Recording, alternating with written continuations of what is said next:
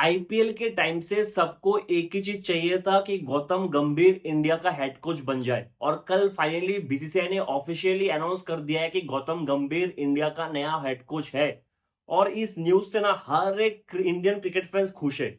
जो लोग एक साल पहले गौतम गंभीर को गाली देते थे, स्पेशली जब गंभीर और विराट का झगड़ा हुआ था आईपीएल में, जो लखनऊ वाला मैच था, उसके बाद गंभीर जहां जहां जाते थे कोहली कोहली चिल्लाते थे, जहां पे गंभीर ने मिडिल फिंगर भी दिखाया।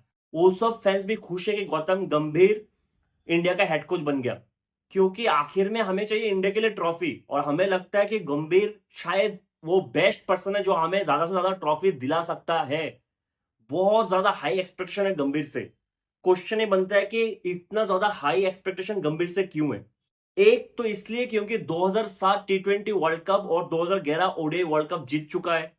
दूसरा है कि दोनों ही वर्ल्ड कप में बहुत ही इंपॉर्टेंट रोल प्ले किया गौतम गंभीर ने, और दोनों फाइनल में जो परफॉर्म किया है वो डेडिकेशन देख के लगता है कि गौतम गंभीर देश के लिए मतलब बहुत कुछ कर सकता है।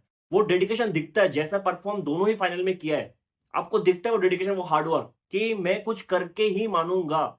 इसलिए गंभीर पे इतना ज्यादा हाई एक्सपेक्टेशन है और सब इंडियन क्रिकेट में खुश है कि गंभीर इंडिया का नया हेड कोच बन गया है।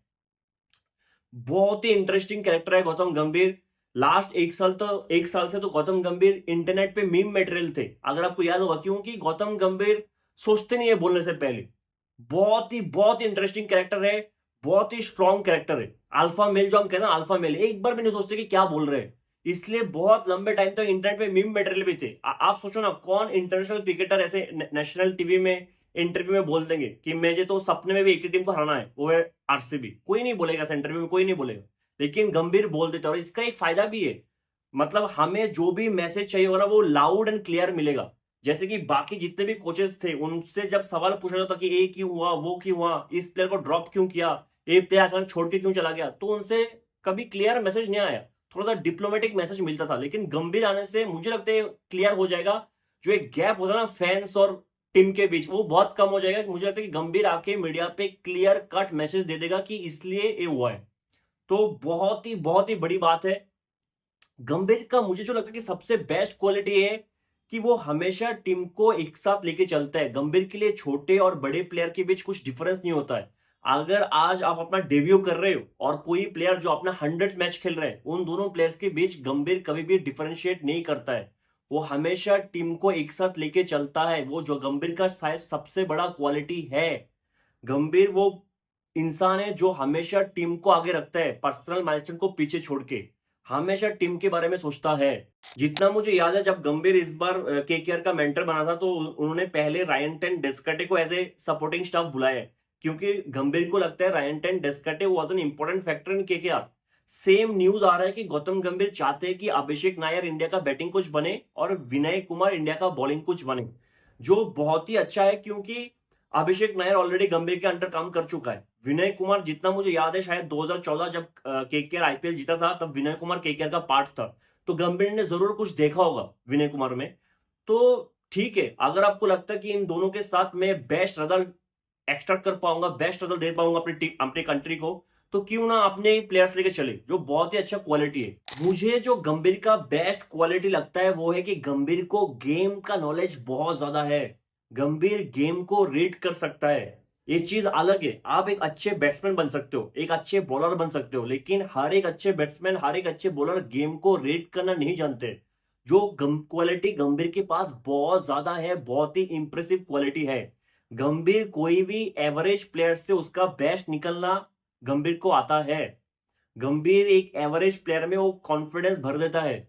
इस टॉपिक को अक्सर हम धोनी से रिलेट करते हैं, लेकिन गंभीर is on the same level. कोई भी ऑर्डिनरी प्लेयर से एक्स्ट्रा ऑर्डिनरी परफॉर्मेंस निकलना एक आर्ट है, जो मैं हमेशा कहता हूँ, वो आर्ट गंभीर के पास है। गंभीर का जो और एक बहुत बड़ा क्वालिटी है वो है कि वो अपने प्लेयर्स को बहुत ज्यादा बैक करते हैं, जो रोहित शर्मा और धोनी का भी शायद बहुत बड़ा क्वालिटी था। ऐसे एक फेज आएगा जहां हम सोचेंगे कि इस प्लेयर को इतना बैक क्यों कर रहे हैं, लेकिन एक टाइम के बाद वो बैकिंग काम आएगा, वो हमें रॉन्ग प्रूफ कर देंगे। जो गंभीर अपने प्लेयर्स को बहुत ज्यादा बैक करते हैं। अगर उन्हें कोई यंगस्टर में वो टैलेंट दिख गया जो शायद परफॉर्मेंस नहीं आ रहा है, फिर भी उन्हें उन्हें पता है कि वो पोटेंशियल है उसमें, तो गंभीर बहुत ज्यादा लंबा बैक करेंगे। वो कॉन्फिडेंस देंगे कि कोई बात नहीं, तुझसे रन नहीं आ रहा कोई बात नहीं, तो फिर भी खेलेगा टीम में। गंभीर में ये भी एक बहुत बड़ा क्वालिटी है। और एक जो बहुत बड़ा क्वालिटी है कि गंभीर को टीम बनाना आता है। उनको पता होता है कि मुझे क्या टीम चाहिए, मुझे कैसा कंडीशन में क्या टीम चाहिए। उनको फ्यूचर का, उनका जो फ्यूचर का विजन है वो बहुत ही क्लियर है। मतलब मान लो इंडिया टच वुड, अगर मान लो इंडिया कुछ भी नहीं जीतता गंभीर के अंडर, फिर भी जो फ्यूचर का टीम आएगा ना वो बहुत बढ़िया टीम लेके आएगा, क्योंकि गंभीर का फ्यूचर का विजन बहुत ही क्लियर कट रहता है। उसका एक प्राइम एग्जांपल है 2022 में गंभीर ने जो एलएसजी का टीम बनाया था। मुझे वो ऑक्शन याद है, बहुत ही आइकनिक ऑक्शन था, बेहतरीन टीम बनाया था गौतम गंभीर ने। अगर आप ऑन पेपर भी 2022 एलएसजी का टीम देखो, बहुत ही सॉलिड टीम था। उनके जो अनकेप्ड प्लेयर्स थे वो भी स्टार निकल के आए। आयुष बदूनी, मोहसिन खान, मयंक यादव, अरशद, बहुत सारे प्लेयर्स जो अनकेप्ड प्लेयर्स थे, हमने पहले कभी देखा नहीं था, ज्यादा नोटिस नहीं किया था, उन पे इन्वेस्ट किया और बहुत अच्छे टैलेंट लेके आए हैं। तो गंभीर हमेशा एक अच्छा टीम बना के जाएगा।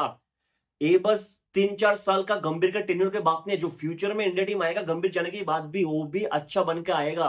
वो क्या कहते हैं अजय जडेजा कि एक फ्यूचर विजन होना ना, एक स्मूथ ट्रांजिशन होना बहुत ज्यादा जरूरी है। जो गंभीर करके जाएगा, जो थोड़े टाइम के लिए मिसिंग था इंडिया की टीम में, वो शायद वो गैप गंभीर फिल कर देगा। गंभीर आने से एक चीज जो मुझे लगता है कि बहुत अच्छे से होगा वो कि सबको ना एक स्पेसिफिक रोल दिया जाएगा। तो रोल पे कोई मिक्सअप नहीं होगा, जो कभी कभी केएल राहुल रोल पे मिक्सअप कर देता है, शायद वो नहीं होगा। सबको एक स्पेसिफिक रोल दिया जाएगा और उस रोल पे उस प्लेयर को एक्सपर्ट बनाने की कोशिश करेंगे गौतम गंभीर। फॉर एग्जांपल मान लो जाडेजा का रोल है मिडिल ओवर पे आके विकेट लेना, लेकिन जाडेजा विकेट नहीं ले रहा है, जाडेजा बस इकोनॉमिकल जा रहा है, तो इस बात से शायद गंभीर खुश नहीं होंगे। तो ऐसे प्रॉब्लम्स को गंभीर बहुत अच्छे से एड्रेस करेंगे। अब मुझे जो कुछ चैलेंजेस नजर आ रहा है गंभीर के लिए, जो चैलेंज भी है जो अपॉर्चुनिटी भी है, वो है फर्स्ट चैलेंज तो ये है कि अभी बॉर्डर गवस्कर ट्रॉफी आ रहा है, शायद नवंबर लास्ट वीक से स्टार्ट हो रहा है ऑस्ट्रेलिया में। इंडिया के हिस्ट्री में क्रिकेट में दो ही टेस्ट सीरीज सबसे इंपॉर्टेंट होता है, एक बॉर्डर गवस्कर ट्रॉफी जो हम ऑस्ट्रेलिया में जाके खेलते हैं, दूसरा जो इंग्लैंड के साथ हम इंग्लैंड में जाके 5 टेस्ट मैच खेलते हैं, या फिर कभी कभी 3 भी खेलते हैं। वो दोनों टेस्ट सीरीज सबसे इंपॉर्टेंट है। बाकी कौन हमारे कंट्री में आके खेल रहे टेस्ट मैच उससे ज्यादा फर्क नहीं पड़ता, इंपॉर्टेंट भी नहीं होता है, क्योंकि हमें जीतना ही होता है। ठीक है, घर में तो हम जीतते ही जीतते, हार के तो बहुत बड़ी बात है। अगर इंडिया में आके ऑस्ट्रेलिया ने हमें हरा दिया तो अलग बात है, लेकिन हमारे लिए जो सबसे मेन 2 टेस्ट होता है ना, वो है एक है ऑस्ट्रेलिया में जाके ऑस्ट्रेलिया को हराना, इंग्लैंड में जाके इंग्लैंड को हराना। तो नवंबर में सबसे फर्स्ट अपॉर्चुनिटी और चैलेंज होगा गंभीर के लिए कि बॉर्डर गवस्कर ट्रॉफी को जीते, अच्छे से जीते। ठीक है, लेकिन मैं जो सोचता हूं ना, शायद अभी पहले बांग्लादेश के साथ एक टेस्ट सीरीज है जिसमें सीनियर प्लेयर सब होंगे, उसके बाद शायद न्यूजीलैंड के साथ 3 टेस्ट सीरीज है, 3 मैच का टेस्ट सीरीज है, उसके बाद है बॉर्डर गवस्कर ट्रॉफी।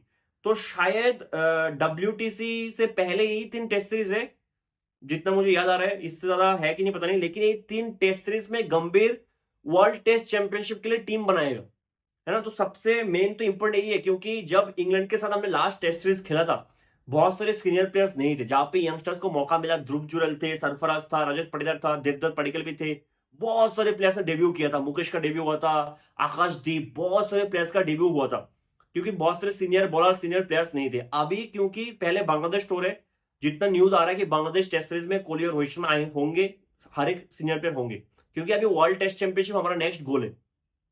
उसके बाद न्यूजीलैंड टेस्ट सीरीज है, वो भी इंपॉर्टेंट है, उसके बाद बॉर्डर गवस्कर ट्रॉफी है, वो भी इंपॉर्टेंट है। तो इन 3 टेस्ट सीरीज से हम वर्ल्ड टेस्ट चैंपियनशिप की टीम बनाएंगे।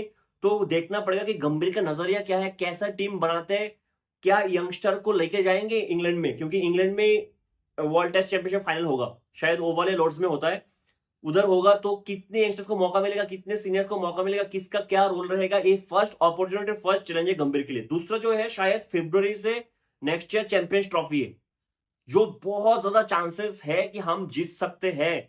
मतलब अपॉर्चुनिटी गंभीर के पास ये है कि एक साल में 2-2 आईसीसी ट्रॉफी इंडिया को दिला सकता है, एक साल में 2-2, पहले चैंपियंस ट्रॉफी फिर वर्ल्ड टेस्ट चैंपियनशिप, दोनों में से एक भी जीत के जाएंगे तो भी बहुत बड़ी बात है। मैं अभी रिजल्ट प्रिडिक्ट करके जिंक्स लगाना नहीं चाहता हूं, लेकिन बहुत ज्यादा अपॉर्चुनिटी है गंभीर के पास की। मतलब आप सोचो ना, अभी क्या जुलाई चल रहा है, कुछ महीने बाद ही चैंपियंस ट्रॉफी है, हालांकि पाकिस्तान में है, इंडिया पाकिस्तान में जाएगा कि नहीं, कहीं और होगा, ये सब अलग बात है। मैं जियोपॉलिटिकल इशू में बात करने लायक नहीं हूं, मैं इन सब में बात करना नहीं चाहता हूं कि क्या इंडिया को पाकिस्तान जाना चाहिए, आजकल बहुत लोग यही बात कर रहे हैं। क्योंकि शायद स्केड्यूल आ चुका है इंडिया का, ग्रुप स्टेज में जो भी मैच है शायद सब लाहौर में है, फरवरी से स्टार्ट हो रहा है शायद। क्या इंडिया को जाना चाहिए? देखो बात तो ये है कि चाहे हम पाकिस्तान को कितना भी हेट कर ले एज ए नेशन, क्रिकेटर्स के लिए तो रेस्पेक्ट है, मेरे मुझे तो रेस्पेक्ट है, मतलब अच्छे प्लेयर्स है तो मुझे इसके लिए रेस्पेक्ट है। और हमारे क्रिकेटर्स भी उनकी क्रिकेटर्स को बहुत रेस्पेक्ट करते हैं, गले लगाते हैं, हंस के बात करते हैं, ये लोग एक दूसरे को मैसेज भी करते हैं। जितना पॉडकास्ट में पता चलता है ये लोग एक दूसरे से बहुत ज्यादा कंफर्टेबल है, ऐसा नहीं है कि प्लेयर के बीच झगड़ा चल रहा है, जो पहले एक समय चलता था, प्लेयर्स के बीच अच्छा रिलेशन बिल्कुल भी नहीं था। अगर प्लेयर्स अपने आप को सेफ महसूस करते हैं पाकिस्तान में जाके खेलने, तो जाएंगे, इसमें कुछ डाउट ही नहीं। लेकिन पूरा का पूरा डिसीजन प्लेयर्स में होगा। अगर प्लेयर अनसेफ फील करते हैं, अगर बीसीसीआई को लगता है नहीं ये रिस्क होगा हमारे प्लेयर्स को भेजना, या फिर मतलब it's an insult to our country कि हम पाकिस्तान में अपने अपने प्लेयर्स को भेजे, तो अलग बात है। इन सब में बात करने के लिए मैं मतलब मैं तो एक्सपर्ट नहीं हूं इन सब में बात करने के लिए। लेकिन जो भी हो, चैंपियंस ट्रॉफी का जो टीम बनेगा ओडीआई क्रिकेट, ओडीआई टीम, उसमें भी बहुत ज्यादा गंभीर का रोल रहेगा। कितने सीनियर प्लेयर्स रहेंगे, कितने जूनियर को मौका देंगे, क्योंकि हमें ना 2027 ओडीआई वर्ल्ड कप के लिए भी टीम बनाना है। तो बहुत इंपॉर्टेंट होगा नया टीम बनाना भी, क्योंकि कितने सीनियर प्लेयर 2027 वाला वर्ल्ड कप में रहेंगे उसका कुछ भरोसा नहीं है। तो हमें एक मिक्सअप बनाना पड़ेगा अभी से, क्योंकि उसके बाद कोई बड़ा ओडीआई ट्रॉफी नहीं है। 2025 चैंपियंस ट्रॉफी के बाद डायरेक्ट 2027 वाला ओडीआई वर्ल्ड कप है, उसके बीच में कोई बड़ा ओडीआई ट्रॉफी नहीं है। तो आपको यंगस्टर को ग्रूम करके उनको अभी से एक बड़े स्टेज पे खिला के वर्ल्ड कप के लिए प्रिपेयर करना है। तो बहुत इंपॉर्टेंट रोल है गौतम गंभीर का, इन एक साल में बहुत कुछ पता लग जाएगा। मिलते हैं अगले वीडियो में, तब तक के लिए जय हिंद।